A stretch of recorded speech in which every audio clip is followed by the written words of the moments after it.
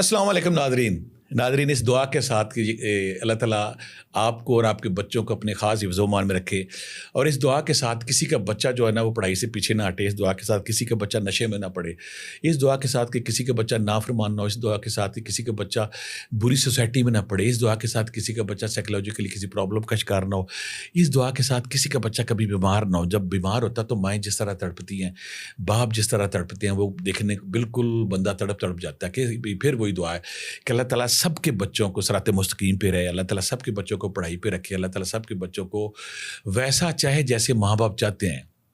अब किसी भी असाने पे जो बहुत सारे माएँ आती हैं ना, तो माओं का पहला सवाल ये होता है कि मेरा बच्चा पढ़ता नहीं।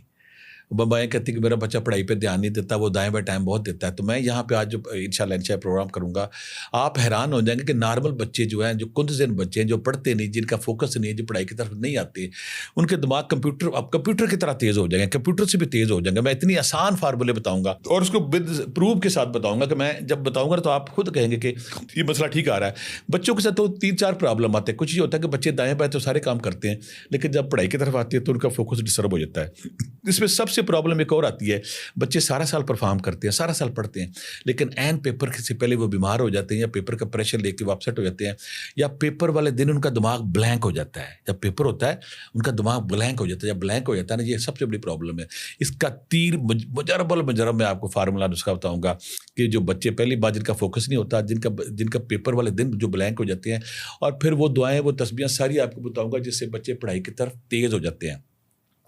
यहाँ मैं अपनी ज़ाती मिसाल दूंगा। जब मैं ज़ाहिर है मैं अपने बच्चे मेरे अल्हम्दुलिल्लाह मुझे अल्लाह ने 4 बच्चे दिए, तो मैं एक रूहानी स्पिरिचुअल था, होम्योपैथी डॉक्टर था, या स्पिरिचुअल में लोगों की हेल्प करता। मेरी ना ड्रीम था, एक ख्वाब था कि यार काश मैं भी ना डॉक्टर होता, और मुझे ये था कि इंसानों को रिलीफ, इंसानों को सेहत, इंसानों की मोहब्बत, इंसानों की सहूलत बांटने के लिए मुझे रश्क आता था कि ये कितने बड़े अजीम लोग होते हैं जो ज़िंदगी देते हैं, जो बीमार लोगों को शिफा बीमारी से पाक करते हैं। तो मुझे ना बड़ा होता था कि मैं इनको ना असरत से देखता था। फिर मैंने दुआ की अल्लाह मियां काश मेरे लिए वो असबाब बनाओ कि मैं भी ना अपने बच्चों को डॉक्टर बना सकूं। और अल्हम्दुलिल्लाह अल्लाह ने मेरी ऐसी सुनी है।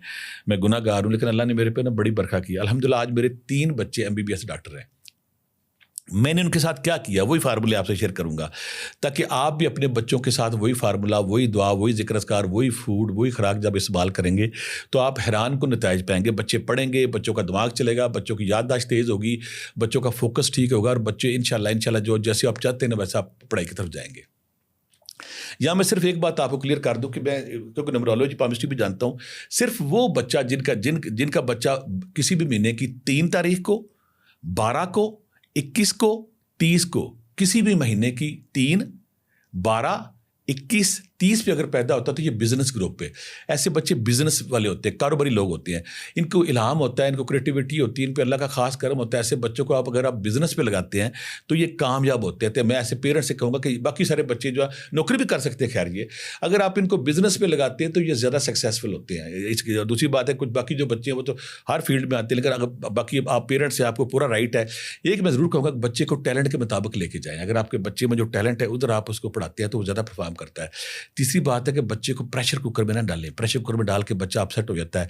तीसरी सबसे सेंसिटिव और ख़तरनाक बात जो मैं आपसे करने लगा हूँ, जो बच्चा 9, 10th, 11th में होता है ना, उस वक्त उसके अंदर बलूगत बेदार होती है, उसके अंदर वो जो मेल हार्मोन, जो फीमेल हार्मोन बेदार होती है, उस वक्त वो हैरत में होता है, तजस्सुस में होता है, परेशान होता है। आपने उस वक्त बच्चे को प्रेशर नहीं डालना। बच्चे जो दुनिया में मैं ड्रा इसलिए रहा हूँ ताकि खुदा न करे, करोड़ों बार ना अल्लाह करे कि किसी पे ऐसा टाइम आए, बच्चे जो मैट्रिक के रिजल्ट के बाद जो खुदकशी या घर से भागते वो मैट्रिक होता है। बच्चा अभी जवान हो रहा होता है, बचपन से जवानी में कदम रख रहा होता है, उसे समझ नहीं होती, बाबा में प्रेशर नहीं डाला होता है कि नंबर ना आए, ये हो जाएगा, वो हो जाएगा, सोसाइटी का खौफ, माशरे का खौफ, माँ बाप देर रात प्रेशर डालते। कि मैं पहले ज़रूर कहूँगा कि आपने बच्चों के वाले से उनको प्रेशर कुकर से निकालना है, उनको टैलेंट के मुताबिक जाना है। जो उनका टैलेंट है उसके मुताबिक आपको अच्छी तरह समझ आ जाती है घर वालों को कि ये बच्चा जो है ना, मेरे ये 2-3 बच्चे हैं, किसका क्या ट्रेंड है, किसका क्या रुझान है, को कितना इंटेलिजेंट है, को कितना मेहनती है। मैं मिसाल देता हूँ कि मेरा एक बच्चा तो उसने पहले दिन कहता बाबा मैंने ना ट्यूशन नहीं पढ़नी, वो मेहनती था, वो कर गया। कुछ बच्चों को ट्यूशन की ज़रूरत होती है, कुछ को ट्यूशन की नहीं ज़रूरत होती, कुछ कैसे पढ़ते हैं। बच्चों को देख के, बच्चों के रुझान के मुताबिक अगर आप कोशिश करते हैं तो आप 100 बड़ा सर ले लेते हैं। यहाँ मैं आपको वो फार्मूले सारे बताऊंगा, वो हर्बल चीज़ें सारी बताऊंगा, तस्वीरें सारी बताऊंगा, जिससे बच्चे का दिमाग कंप्यूटर की तरह तेज़ हो जाएगा, फार दिमाग से चले, उसकी याददाश्त तगड़ी हो जाएगी, उसको चीज़ें याद होंगी, भूलेगा नहीं, और पेपर वाले दिन उसका दिमाग जो ब्लैंक नहीं होगा। तो मैं ये तो आपने एहतियात करी, साथ आपने एक बात जो समझ आया, हमें स्क्रीन टाइम पे ध्यान देना। आजकल बच्चा जो है ना स्क्रीन टाइम पे बहुत ध्यान दे रहा है, उसका माई बाप मोबाइल बना हुआ है। तो ये कुछ मोबाइल एक खतरनाक दुनिया, वहाँ जब खोलते हैं कहाँ के कहाँ दुनिया चली जाती है। तो आपने ज़हन में रखना है कि ऐसे बच्चों को मोबाइल उसका यूजेज जो है उसको आपने कंट्रोल करना है। मैं अपनी मिसाल देता हूँ कि हमने जब बच्चे हमारे थे, हमने FSC से पहले किसी को मोबाइल दिया ही नहीं। हम कहते थे मामा का फ़ोन यूज़ करो, थोड़ा बहुत करना है, घंटा कर लो, 2 घंटे कर लो। अगर आप उसको बच्चे को 5वीं 6वीं में या 10वीं में या उसको पहले आप मोबाइल दे देते हैं तो वहाँ एक तूफान बरपा है, एक दुनिया आबाद है, तो फिर बच्चा आपका उस लेवल पे ना फोकस नहीं कर पाता। तो स्क्रीन टाइम पे देना, या अगर मोबाइल देना टाइम उसका रख लें। फिर तीसरी बात है कि बच्चों को शाम के बाद घर से बाहर नहीं निकलने देना। फिर बच्चों को कभी बच्चों को और बच्चियों को स्पेशली किसी घर में रात नहीं ठहरने देना। जबकि बच्चा किसी घर में रात ठहरता तो वहीं उसकी प्रॉब्लम शुरू होती है, वहाँ से कोई नए ख्याल को, नए आइडिया को, नई आज़ादी। और बच्चियों को तो कभी भी ज़िंदगी में आपने किसी के घर में नहीं भेजना कि वहाँ वो रात ठहरे, खाला की तरफ भी नहीं, चाचा की तरफ भी नहीं, मामा की तरफ नहीं। बच्चों को अपनी दस्तरस में रखना। बच्चे मासूम फूल होते हैं, इनको समझ नहीं आती क्या करना है क्या नहीं करना। बाज़ औक़ात इनसे गलतियां भी हो सकती हैं, माकती भी हो सकती। तो आपने इन पे कड़ी नज़र रखनी, प्यार करना है, खुराक देनी है, सब कुछ करना है। लेकिन बच्चों पे आपने इनकी एक्टिविटी को ध्यान रखना है। फिर बच्चे को और ख्याल आपने करना है कि बच्चे को या बच्ची को अकेला नहीं छोड़ना। अगर कोई बच्चा बच्ची अकेला किसी कमरे में घुसा हुआ, किसी कोने में घुसा हुआ, किसी सोफे पे पास स्क्रीन टाइम पे उलझा हुआ, तो उसको फिर आपने ना उसको भी ध्यान देना है। फिर माओ को एक मैं मशवरा दूंगा, अपने बेटे बेटियों को ट्रस्ट देना कि दुनिया में ज़िंदगी में कभी कोई मुश्किल टाइम अगर आप पे आता है तो आपने परेशान नहीं होना, मुझे बताना है। और उनको ये ट्रस्ट देना, खुदा ने कर कोई लड़का उन्हें तंग कर रहा है, खुदा ने कोई लड़की उन्हें प्रॉब्लम आ गई है, तो इस खौफ में ना हो कि मैं अपनी मामा को बताऊंगा या बाबा को बताऊंगा तो मेरे ऊपर प्रॉब्लम है। माँ ने दोस्ती लगानी, दोस्ती प्यार में सख्ती भी करनी, साथ दोस्ती लगानी है। और अपने बच्चों को ट्रस्ट देना कि कोई दुनिया में ज़िंदगी में कोई मुश्किल टाइम आए तो आपने मेरे से शेयर करना है।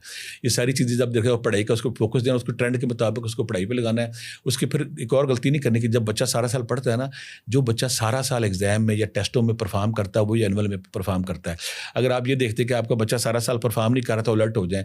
जो बच्चे, मैं खुद भी 12 साल कॉलेज में पढ़ाया कि जो बच्चा पहले महीने हम देख लेते थे, जो बच्चा कॉलेज के टेस्टों में परफॉर्म करता है वो एनुअल में परफॉर्म करता है। आपने अगर एकेडमी में बच्चा कराते हैं या MD कैड के आता है या उसमें इंजीनियर कैड के आता है तो उसमें आपने देखना कि वहाँ बच्चा परफॉर्म कर रहा है कि नहीं कर रहा।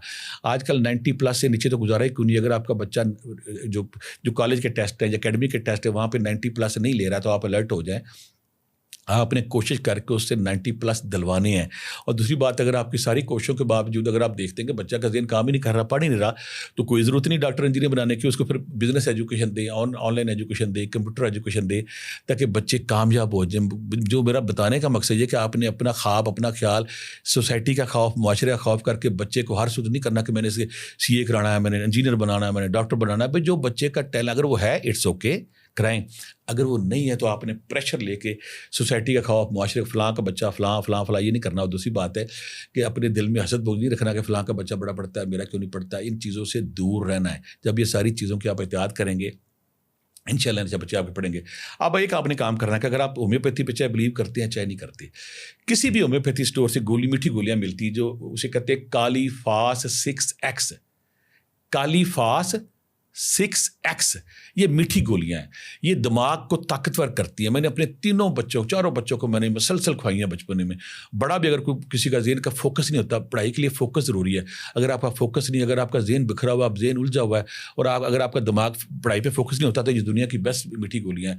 मीठी चीनी की तरह गोलियाँ होती है। आपने ना 4-5 साल लगातार इनको खिलाते रहना। जो बंदा कालीफास 6X खाएगा उसके दिमाग का फोकस भी होगा, याददाश्त भी होगी, और याददाश्त के बाद वो परफॉर्म भी करेगा। एक काम हो गया ये। दूसरा, अपने बच्चों को ज़िंदगी में हमेशा 3 से 5 बादाम पर हर बच्चा रात को भिगो दें। सुबह छिलका उतार के 21 बार या कवियो दम करके बच्चे को खिलाना। आपने इसकी इतनी इफादियत है कि वो बच्चा जो है ना दिमाग